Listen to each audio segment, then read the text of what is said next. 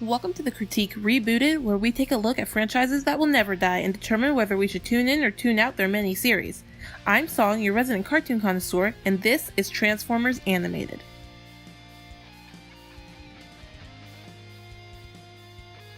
Transformers Animated is a series produced by Cartoon Network and Hasbro and animated by Answer, Mook, and Studio 4 Degree C. It premiered on December 26, 2007 on Cartoon Network until its series finale on May 23, 2009.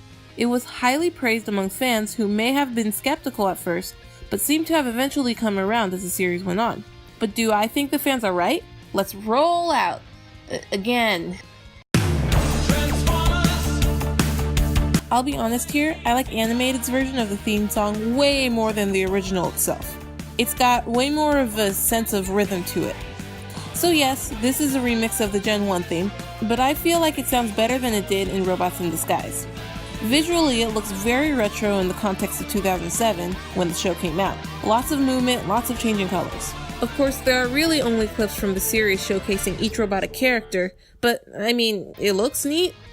As for the ending, once again, nothing much to say. It's got flashing credits over an Autobot symbol. Simple. Alright, Transformers plot, let's go. Prime and company are maintenance bots doing maintenance bot things when they happen upon the Allspark, the source of the entire Transformer race. What luck!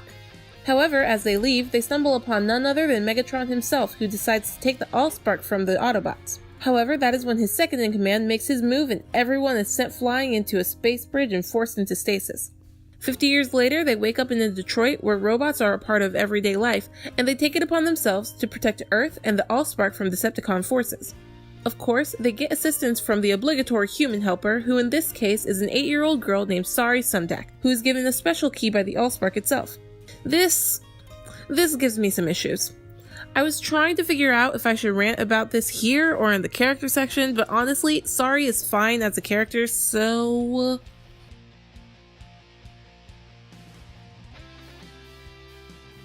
More accurately, let's talk about Sari's key. The very first thing it does is give Sari the power to bring Optimus Prime back from the dead. And no, people, that is not a spoiler. It's half a scene with no stakes at the very second episode. Calm down. Now, at first, I could buy that it was a healing key, fine. But it can literally control any machine, and judging by how often and indiscriminately Sari uses it, it seems to be limitless. Heck, it can even straight up give sentient life to simple man-made animatrons. So plot-wise, if anything ever gets dicey, Sari can just walk up with her key and they all Deus Ex their way out of whatever. Of course, later she has a big character reveal that explains some things, but now she herself has god powers, and it's like the plot realizes its mistake too late because she disappears entirely for basically all of Season 3, coming back for the finale and then not using her power when it would be actually appropriate within the show's context. Of course, any more detail about that would actually be spoilers.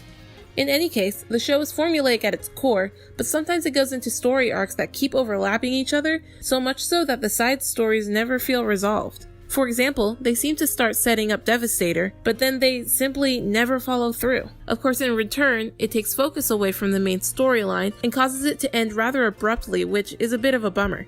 The program is most fun when it follows its own formula, and the stories are good and make sense, but could have been more conclusive.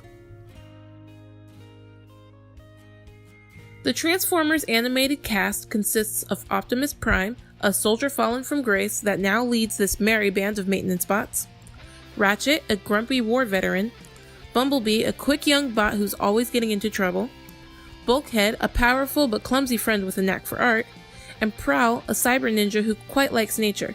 These characters work well together, and I enjoy the chemistry between them. They are all plenty likable, and I like getting to know them more.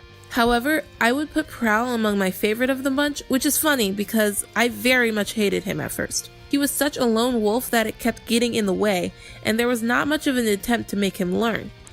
But as the show went on, they gave me a chance to get to know him, and now I understand him and his actions more. Thanks, show. That's how you write a character.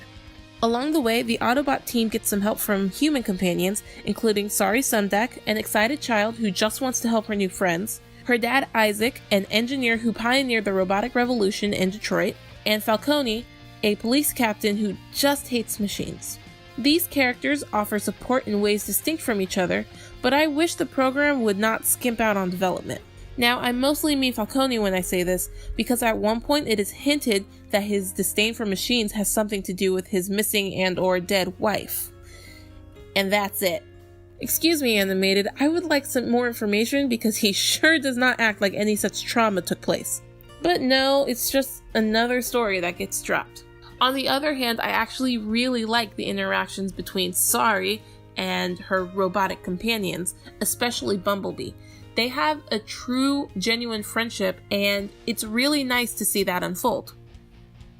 The main villains are pretty standard for Transformers. You have Megatron, the Decepticon leader with goals to take over Cybertron, his loyal henchmen Lugnut and Blitzwing, as well as Starscream, who has similar goals as Megatron, he just wants to do it instead of Megatron. The Decepticon King and his forces do in fact come off as intimidating, and I have always loved how much of a funny, persevering failure Starscream always is. However, these are not the only villains that the show offers. They also have random other antagonist spots from time to time, as well as, for whatever reason, actual supervillains. These people are just straight up supervillains, and some of them even make their own Legion of Doom knockoff. They are usually pretty fun, but my goodness, it is quite jarring to go back and forth between Decepticons in the main story and actually superpowered human beings. Still, these characters, good or evil, are written pretty well, and that is always a good thing in my book. Transformers Animated is a 2D hand-drawn cartoon. It has bright and vibrant colors, and they really make use of the classic squash and stretch animation, despite most of the characters being robots.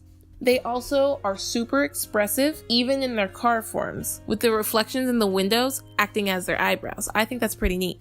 Of course, you can tell that there was not too much in the way of budget, but still, you can also tell that they made the most of what they were given, and so the action is pretty solid, as well as otherwise intense moments. That does mean, though, that when that intensity dies down, the quality drops. And throughout the show, there are many noticeable animation errors.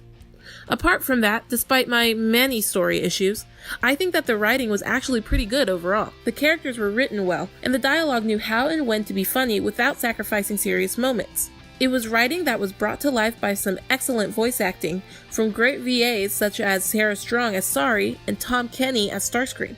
That said, it was very strange not to hear Peter Cullen as Optimus Prime, but David Kaye still does a great job. While I think the presentation of this program does not age super well, a lot of effort and love was put into it, and that really shines through.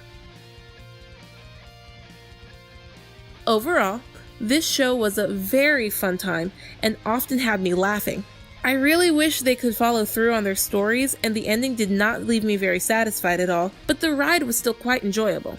For this reason, I recommend tuning in to Transformers Animated.